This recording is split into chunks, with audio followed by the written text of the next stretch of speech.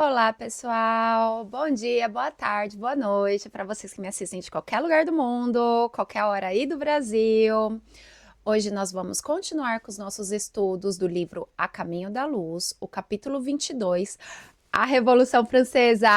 Eu li antes dessa vez. E, gente, ó, me desculpa já antecipadamente pelos nomes. Eu não sei falar francês, a pronúncia ali daqueles nomes, mas isso não é o mais importante, anyways. Então, vamos começar. A França no século XVIII. A independência americana acendera o mais vivo entusiasmo no ânimo dos franceses, humilhados pelas mais prementes dificuldades, depois do extravagante reinado de Luís XV. O luxo desenfreado e os abusos do clero e da nobreza, em proporções espantosas, haviam ambientado todas as ideias livres e nobres dos enciclopedistas e dos filósofos, no coração torturado do povo. A situação das classes proletárias e dos lavradores caracterizava-se pela mais hedionda miséria. Os impostos aniquilavam todos os centros de produção, salientando-se que os nobres e os padres estavam isentos desses deveres. Desde 1614, não mais se haviam reunido os Estados Gerais, fortalecendo-se cada vez mais o absolutismo monárquico. De nada valer o esforço de Luís XVI, convidando os espíritos mais práticos e eminentes para colaborar na sua administração, como Turgot e Malesherbes.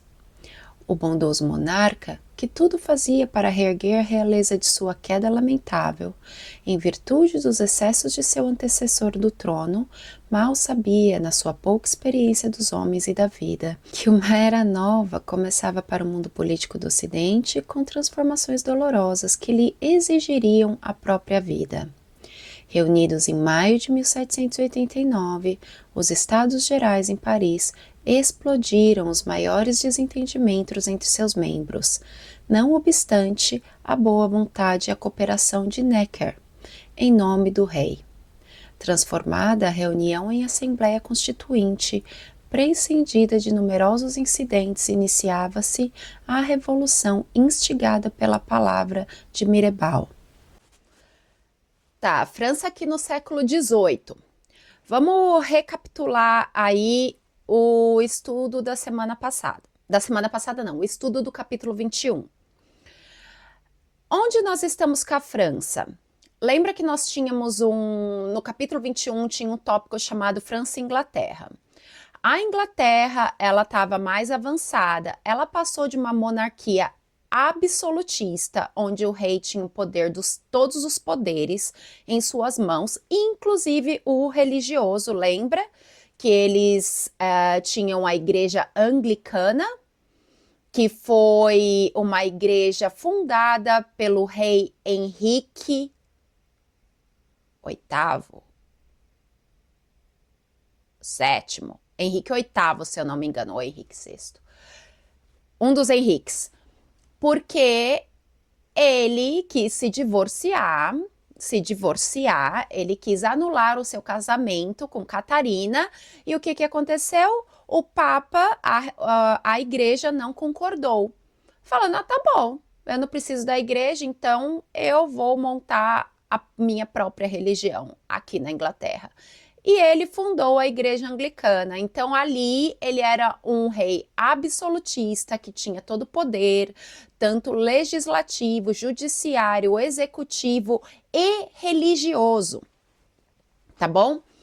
E aí com os acontecimentos ali na Inglaterra, a Inglaterra no final ela instaura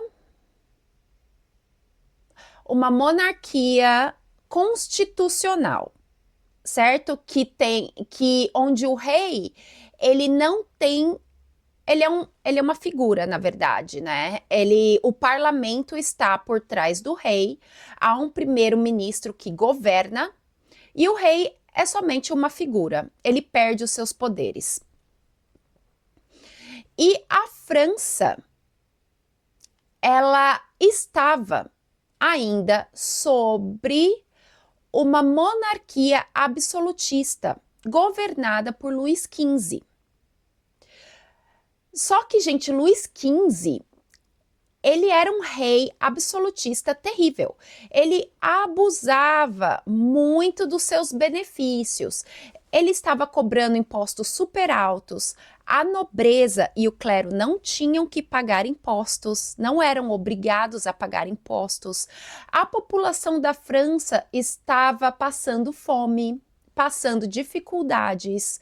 O rei não fazia nada para melhorar a situação financeira, econômica daquela população. Ele não queria saber. E, gente, a verdade é que o povo fica quieto enquanto tem comida na mesa. Começou a passar fome, quando você não tem mais nada a perder, é ali que você se revolta, né? Aí o que aconteceu? Nesse mesmo momento nós estávamos tendo a independência ali das Américas, lembra? Quando isso aconteceu, e a independência das Américas, ela foi influenciada pelas ideias daqueles enciclopedistas que nós comentamos, pelas ideias filosóficas daqueles enciclopedistas de liberdade. A França também, já sabendo dessas ideias, assim que a América do Norte conseguiu sua independência, aquilo acendeu o coração daquele povo. Aquele povo, lembra que no capítulo passado nós falamos que eles já estavam prontos espiritualmente para a chegada de um governo mais democrático? Então foi isso que aconteceu. Aquele povo já dentro deles, querendo aquela liberdade, já conhecendo os enciclopedistas, as filosofias, eles iniciaram a Revolução Francesa. Aí o que aconteceu, gente? Deixa eu mudar aqui. Depois do Luís XV, entrou o Luís XVI, que eu fiquei com dó, gente. Eu fiquei com dó do Luís XVI, porque ele pegou o bonde andando. Ele não tinha o que fazer, o Luís XV, ele detonou no governo dele, acabou com o governo dele, e aí quando o Luís XVI entrou, ele até tentou administrar o seu governo de melhor forma, chamando outras pessoas com mais conhecimento, porque ele também era um homem novo quando ele se tornou rei, e ele tinha uma boa vontade. Só que o povo já estava aqui, ó, já estava saturado de todos aqueles abusos, tanto da igreja quanto do rei Luís XV, né? E em 1789, eles reuniram os Estados Gerais e Necker estava representando ali o rei. Mas naquela confusão daquela reunião, eles transformaram aquela reunião em uma assembleia que precedeu a Revolução Francesa. Eu vou falar esse nome, mas eu não sei se é assim que pronuncia, tá? Mas me perdoa já. Quem que foi? Emmanuel, que ele cita Mirabeau. Ele fala que é Mirabeau. Mirabeau. Sou brasileira. Mirabeau, ele era... Eu tenho certeza que é Mirabeau. Vamos falar Mirabeau. Ele era um ativista teórico da Revolução Francesa. E o que é? Ele era um jornalista, ele escrevia sobre as ideias liberais e ele tinha muita paixão por isso. Ele foi nomeado o orador do povo. E as suas ideias, elas tinham a pretensão de fazer com que a França se tornasse uma monarquia constitucional, como a Inglaterra. Mas não foi o que aconteceu com a Revolução Francesa. Épocas de sombras. Derrubada a Bastilha de 14 de julho de 1789 e após a célebre Declaração dos Direitos do Homem e a do Cidadão, uma série de reformas se verifica em todos os departamentos da vida social e política da França. Aquelas renovações, todavia, preludiavam os mais dolorosos acontecimentos. Famílias numerosas aproveitavam a trégua buscando o acolhimento de países vizinhos, e o próprio Luís XVI tentou atravessar a fronteira, sendo preso em Varenas e reconduzido a Paris. O mundo de sombras invadia consciências da França generosa, chamada naquela época pelo plano espiritual ao cumprimento da sagrada missão junto à humanidade sofredora. Cabia-lhe tão somente aproveitar as conquistas inglesas no sentido de quebrar o centro da realeza absoluta, organizando um novo processo administrativo na renovação dos organismos políticos do orbe, de acordo com as sábias lições dos seus filósofos e pensadores. Todavia, se alguns espíritos se encontravam preparados para a jornada heróica daquele fim de século, muitas outras personalidades infelizmente espreitavam na treva o momento psicológico para saciar a sede de sangue e de poder. Foi assim que, depois de muitas figuras notáveis nos primórdios revolucionários, surgiram espíritos tenebrosos como Robespierre e Marat. A volúpia de Vitória generalizou uma fonte embriaguez de morticínio no ânimo das massas, conduzindo-as aos mais nefastos acontecimentos. Emmanuel começa esse trecho sobre as épocas de sombras com a tomada da Bastilha. A Bastilha era uma fortaleza medieval que foi transformada ali pela França em prisão. Na época que ela foi tomada, só tinham 7 prisioneiros. Mas a tomada da Bastilha ou a queda da Bastilha, ela se tornou um símbolo da Revolução Francesa, em 14 de julho de 1789.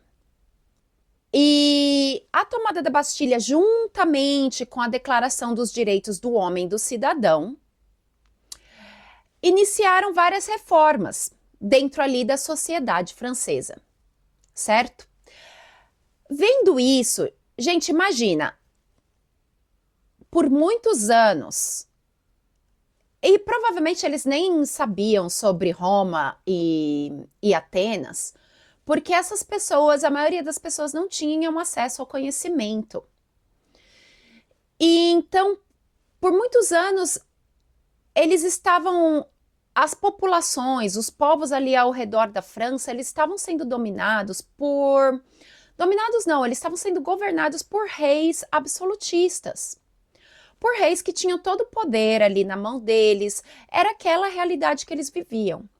Começar a reforma que muda totalmente um jeito de governar é meio que assustador, ainda mais quando você é um dos pioneiros.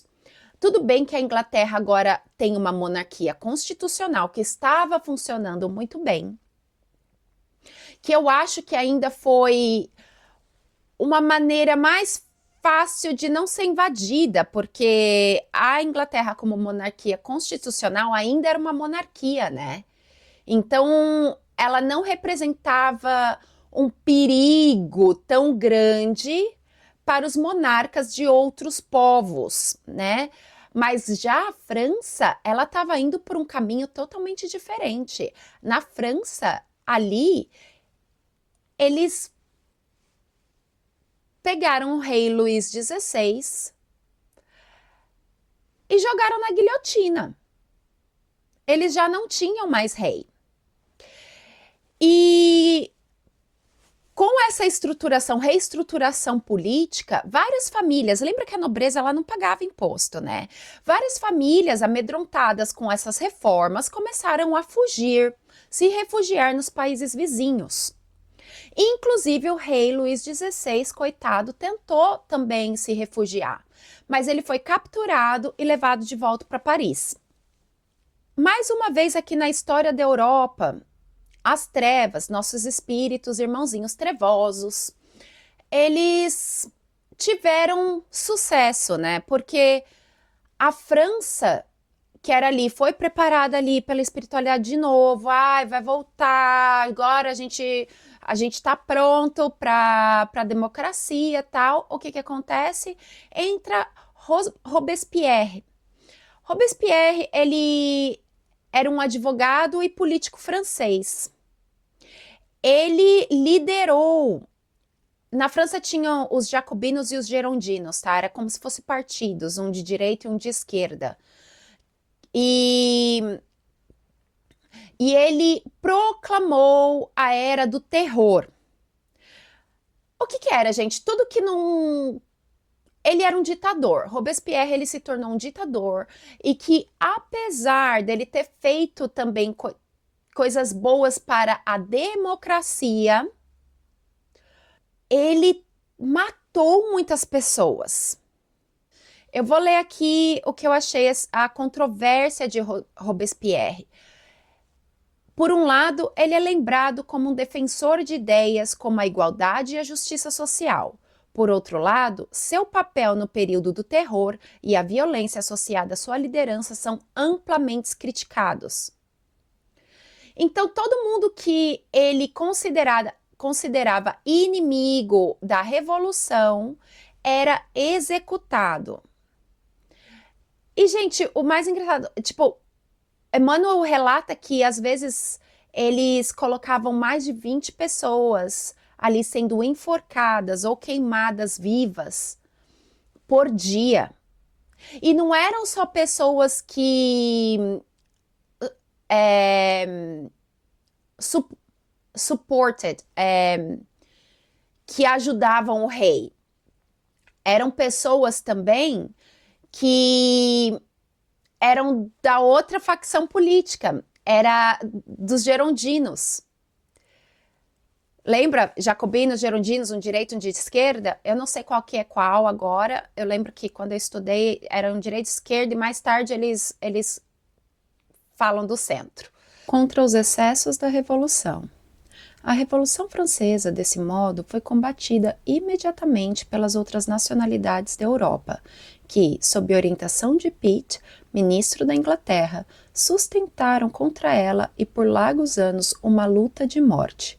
A Convenção Nacional, apesar das garantias que a Constituição de 1791 oferecia à pessoa do rei, decretou-lhe a morte na guilhotina, verificando-se a execução aos 21 de janeiro de 1793, no local da atual Praça da Concórdia.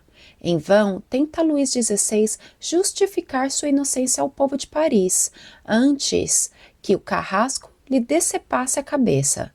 As palavras mais sinceras afluem-lhe os lábios, suplicando a atenção dos súditos, numa onda de lágrimas e de sentimentos que lhe burburinhavam no coração, não obstante a sua calma aparente.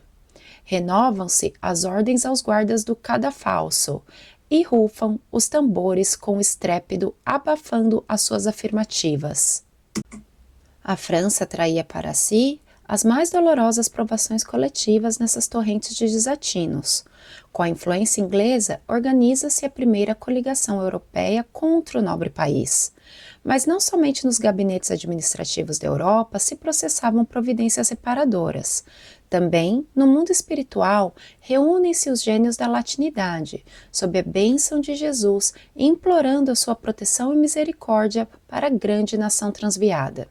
Aquela que fora a corajosa e singela filha de Dom Remy, volta ao ambiente da antiga pátria, à frente de grandes exércitos de espíritos consoladores, confortando as almas aflitas e aclarando novos caminhos. Numerosas caravanas de seres flagelados, fora do caráter material, são por ela conduzidos às plagas da América, para as reencarnações regeneradoras de paz e de liberdade. A Revolução Francesa, então, ela não foi bem vista pelos países vizinhos, é claro, gente, todos os países ali, eles viviam uma monarquia absolutista, com exceção da Inglaterra, que era uma monarquia constitucional. Mas aquela época de terror ali na França, ela não estava sendo bem vista, porque muitas pessoas estavam sendo mortas, caçadas. Então, a Inglaterra decidiu se intrometer, ali agir e declarou guerra contra a Revolução Francesa, certo? Aí houve uma convenção nacional em 1791. Robespierre declara a morte de Luís XVI pela guilhotina. E, gente, eu fiquei bastante com dó, porque o Emmanuel, ele meio que descreve o acontecimento que Luís XVI, ele tentou até se explicar ali. Ele não teve culpa, gente. Ele pegou um governo que já estava totalmente desmembrado, abusivo, tentou melhorar, mas é muito difícil, né? Por mais que a boa vontade ali dele fosse grande, foi difícil, ainda mais com todos aqueles acontecimentos ocorrendo de uma vez só. E eles decapitaram o rei. E através dessa ditadura de Robespierre, essas matanças ali na França, a França, assim como Roma, adquiriu para si mesma processos karmáticos. Então ali a França declara para si provações coletivas.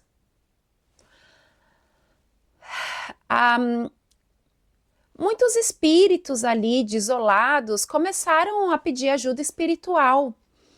E então os mensageiros de Deus enviam mais uma vez Joana d'Arc, ali na região da França, para ajudar aqueles espíritos, gente. Ela agiu do mundo espiritual, ela não reencarnou. Mas ela, com um exército de espíritos benevolentes, saiu resgatando, acalentando aqueles corações, aqueles espíritos. Porque vocês sabem, gente, nem todas as vezes que a gente desencarna, a gente vai para o mundo espiritual. Dependente da maneira que a gente desencarnou, a gente fica ali, aqui na Terra, a gente fica vagando. Ainda mais quando você não tem o conhecimento espiritual, você não tem uma elevação.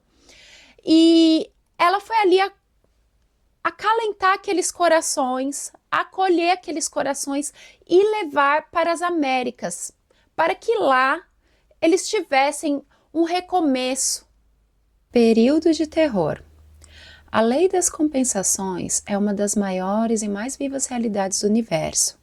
Sob suas disposições sábias e justas, a cidade de Paris teria de ser, ainda por muito tempo, o teatro de trágicos acontecimentos. Foi assim que se instalou o hediondo Tribunal Revolucionário e a chama-junta de salvação pública, com os mais sinistros espetáculos do patíbulo. A consciência da França viu-se envolvida em trevas espessas. A tirania de Robespierre ordenou a matança de numerosos companheiros e de muitos homens honestos e dignos. Erradamente, Carlotta Corday entregou-se ao crime na residência de Marat, com o propósito de restituir a liberdade ao povo de sua terra e espiando o seu ato extremo com a própria vida. Ocasiões houve em que subiram a cadafalso mais de 20 pessoas por dia, mas Robespierre e seus secazes não tardaram muito a subir igualmente os degraus do patíbulo em face da reação das massas anônimas e sofredoras. Aqui nesse trecho, período de terror, o Emmanuel, ele começa, gente, falando da lei das compensações, que é uma lei universal. É a lei do karma, né? Tu fez, tu paga. E aí, gente, nós não podemos esquecer que nós não estamos simplesmente reencarnando com provas e expiações individualmente. Nós temos esse coletivo, né? Essa dívida coletiva.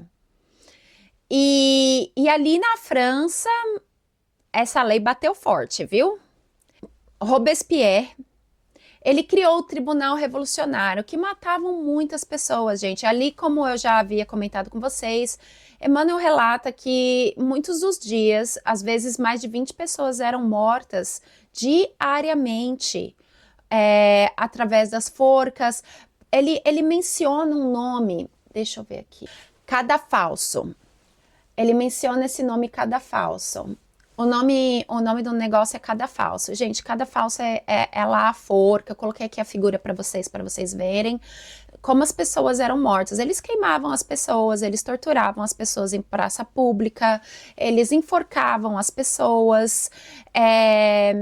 E é essa, quando Emmanuel fala subir as escadas do cadafalso. São as escadas que te levavam até a forca. Agora eu vou só comentar sobre Jean-Paul Marat. Num dos tópicos aqui desse capítulo, o Emmanuel ele fala do Robespierre e do Marat, que foram ditadores, né? Marat ele era um influente político. Ele não era tão, como eu posso dizer? Robespierre, ele era a cara da Revolução Francesa, mas Marat estava ali como seu braço direito. Os dois eram do Partido Político Jacobino. Ele era conhecido como amigo do povo, amigo da onça, né? Porque ele tinha um jornal que chamava o Amigo do Povo. Ele teve um papel crucial ali no período do terror. Ele defendia uma revolução radical e violenta e acusava frequentemente os seus opositores de traição e conspiração contra o povo, levando assim essas pessoas à morte. Aí quando Emmanuel fala da I think é Charlotte Corday, quando o Emmanuel fala dela, o que ela fez, gente? Ela se enfiou, ela era do Partido Político Gerondino, ela se enfiou ali com Marat, se eu não me engano, ela casou com ele, e ela o matou na banheira, pensando ela que ela libertaria o seu povo. A Constituição. Depois de grandes lutas com o predomínio das sombras, conseguem os gênios da França inspirar aos seus homens públicos a Constituição de 1795. Os poderes legislativos ficavam entregues ao Conselho dos 500 e ao Conselho dos Anciães, ficando o poder executivo confinado a um diretório composto de 5 membros. Estabelece-se dessa forma uma trégua de paz, aproveitada na reconstrução de obras notáveis do pensamento. Os centros militares lutavam contra os propósitos de invasão de outras potências europeias, cujos tronos se sentiam ameaçados na sua estabilidade, em face do advento das novas ideias do liberalismo. E os políticos se entregavam a uma vasta operosidade de edificação, vingando nesse esforço as mais nobres realizações. Contudo, a França, depois dos seus desvarios de liberdade, estava ameaçada de invasões e desmembramento. Povos existem, porém, que se fazem credores da existência do alto no cumprimento de suas elevadas obrigações junto de outras coletividades do planeta. Assim, com atribuições de missionário, foi Napoleão Bonaparte, filho de obscura família corsa, chamado às culminâncias do poder. Finalmente nós chegamos na Constituição. Então, a Constituição de 1795 foi criada. Gente, 1795 é final já do século XVIII. Então, eles ficaram um bom tempo em guerras, ali desde a Revolução Francesa até a criação da Constituição. Então, essa Constituição, ela dava o poder legislativo de fazer as leis para o Conselho dos 500 e aos Conselhos dos Anciãos, e o poder executivo de executar a lei ao diretório de 5 membros. Geralmente o executivo ele não só executa a lei, como ele governa, tá? Aí eu coloquei uma figurinha rapidinha representando cada um dos 3, só para vocês terem uma claridade aí na cabeça de vocês. E apesar de nós estarmos aqui em um momento de paz, as nações ali ao redor da França, elas ainda estavam se sentindo ameaçadas por esse período por essa democracia que estava nascendo ali dentro da França, essa nova forma de governo que não necessita de um rei dentro ali da França, que segue os modelos ali da América, vendo que a espiritualidade vendo ali de cima, fala, ai, depois de tanta guerra, a gente conseguiu um período de paz aqui. E finalmente, nós não temos esse poder absolutista, nós conseguimos derrubar a monarquia absolutista. Agora que as coisas começaram a andar, os reis vizinhos estão querendo invadir a França e acabar com tudo que a gente fez, com todos os nossos esforços. E aí, o que eles fazem? Eles falam, bom, tá na hora de mandar um missionário. Vamos mandar Napoleão para proteger ali a França e tudo que nós conquistamos até agora. Napoleão Bonaparte, humilde soldado corso destinado a uma grande tarefa na organização social do século XIX, não soube compreender as finalidades da sua grandiosa missão.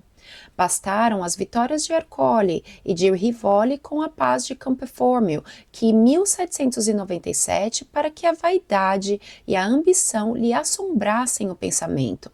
A expedição ao Egito, muito antes de Waterloo, assinalava para o mundo espiritual a pouca eficácia do seu esforço, considerado o espírito de orgulho e de imperialismo que predominou nas suas energias transformadoras. Assediado pelo sonho de domínio absoluto, Napoleão foi uma espécie de Maomé transviado da França do liberalismo. Assim como o profeta do Islã, pouco se aproximara do Evangelho, que a sua ação deveria validar. Também as atividades de Napoleão pouco se aproximaram das ideias generosas que haviam conduzido o povo francês à Revolução. Sua história está igualmente cheia de traços brilhantes e escuros, demonstrando que sua personalidade de general manteve-se oscilante entre as forças do bem e do mal. Com as suas vitórias, garantia a integridade do solo francês, mas espalhava a miséria e a ruína no seio de outros povos. No cumprimento da sua tarefa, organizava-se o Código Civil, estabelecendo as mais belas fórmulas do direito, mas difundiam-se a pilhagem e o insulto à sagrada emancipação de outros, com o movimento dos seus exércitos na absorção e anexação de vários povos.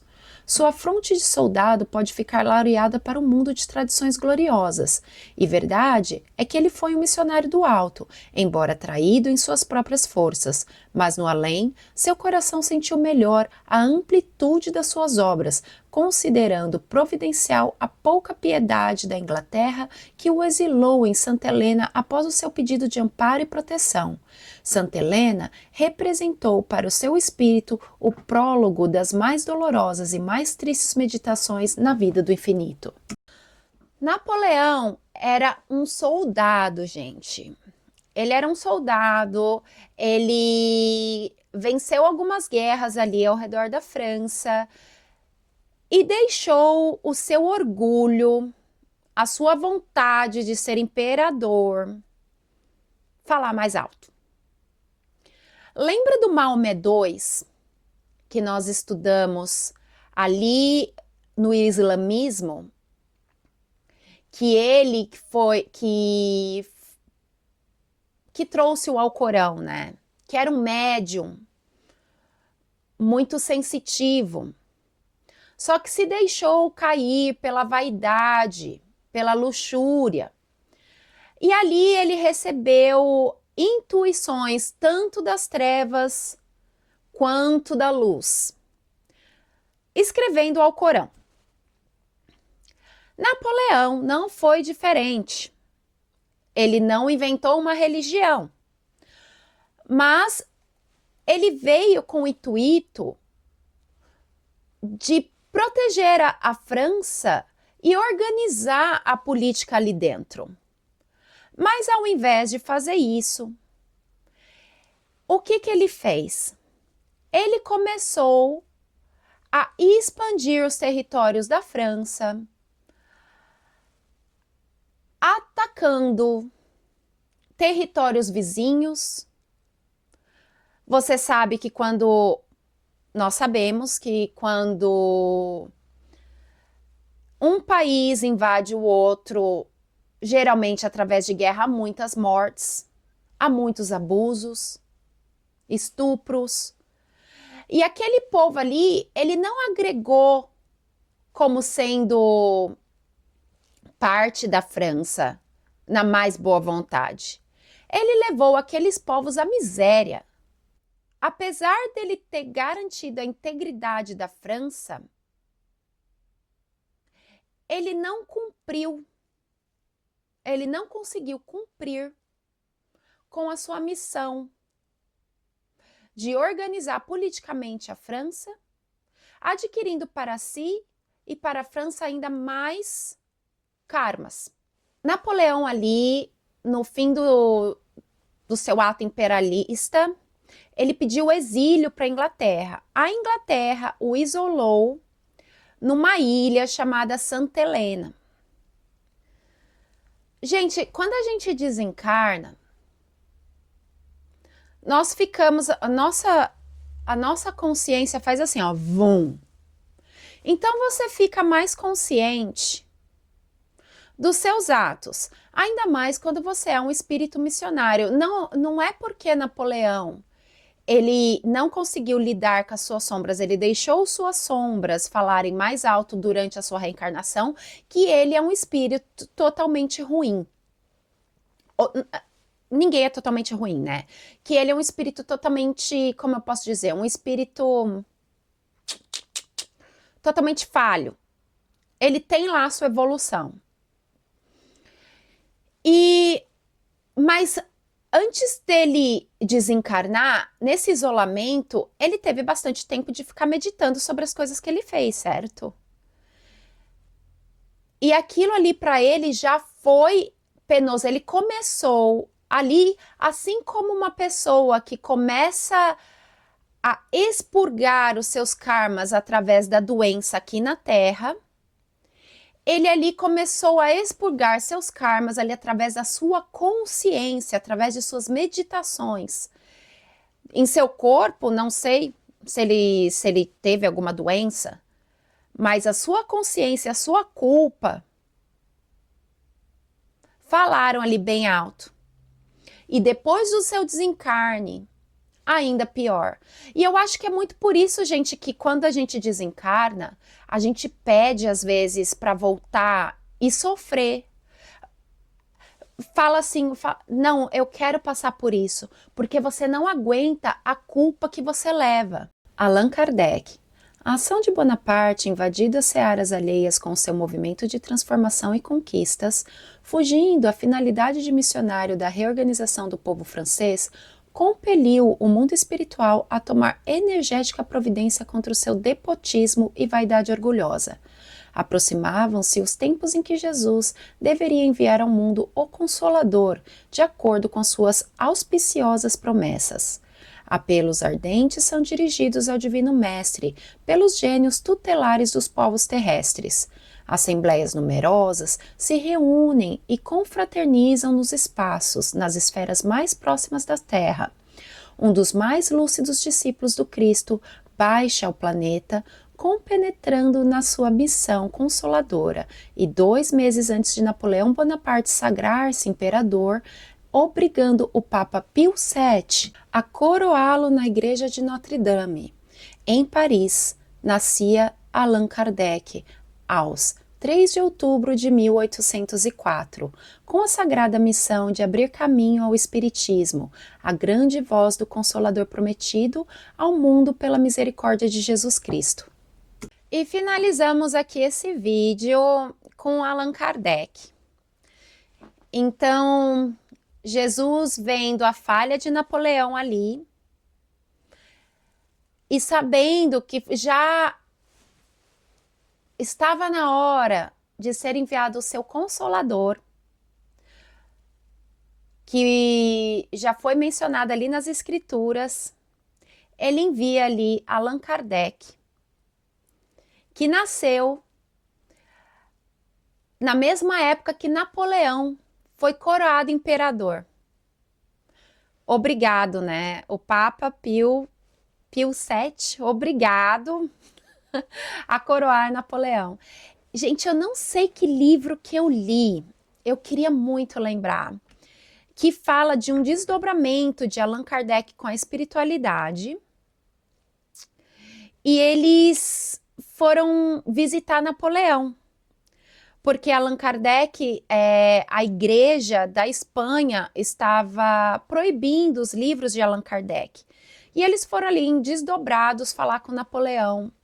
E Napoleão já estava, ele menciona que Napoleão já estava acabado. Ele estava pensativo. E aquilo ali me fez refletir. Porque várias vezes, gente, eu penso, quando eu desdobro, como que eu ajo? Eu sei que quando a gente desencarna, o que a gente é aqui, a gente não vai mudar lá. Mas como que eu ajo? Será que eu tenho mais consciência quando eu estou em desdobramento do que eu tenho aqui na Terra? E aí eu fiquei pensando, eu fiquei, coitado, olha o Napoleão, ali ele estava vendo, ele estava tendo uma reunião ali com os espíritos de luz. Só que aí ele acordava de manhã e continuava fazendo o que estava fazendo. Isso me fez refletir sobre os meus desdobramentos. Eu comecei a pensar toda vez antes de dormir, assim, a rezar e pedir orientação. Muitas das vezes, assim, gente, eu já acordei batendo em espírito. E aí eu ficava com o maior peso na consciência, falei assim, mas por que eu bati no espírito, né? Ele me provocou, mas eu bati nele. Aí eu ficava assim, aquilo ali foi um desdobramento e eu bati no espírito. O espírito me provocou e eu fui lá bater nele. Mas aí eu ouvi o Wagner Borges falando que durante um desdobramento, ele leu um livro que o cara falava isso, que ele batia no espírito que era para emanar luz. E aí eu fiquei tentando lembrar disso para quando eu desdobrasse, eu emanasse luz. Até hoje não consegui, continuo batendo de vez em quando. Para vocês verem, ninguém é santo. Mas pelo menos da última vez eu só fiquei olhando. Eu não bati, eu só olhei. Eu rezei, mas eu não bati. Mas engraçado, fica aí para reflexão. Gente, boa noite. Acabou de escurecer aqui. Foi um prazer estar com vocês nesses estudos de hoje. Deixa aí um momento de reflexão. Qualquer dúvida, deixa aí no comentário. Eu entro ali, eu respondo rapidinho. Não sei de tudo, mas nós podemos procurar juntos. Tá bom? Beijo! Amo vocês!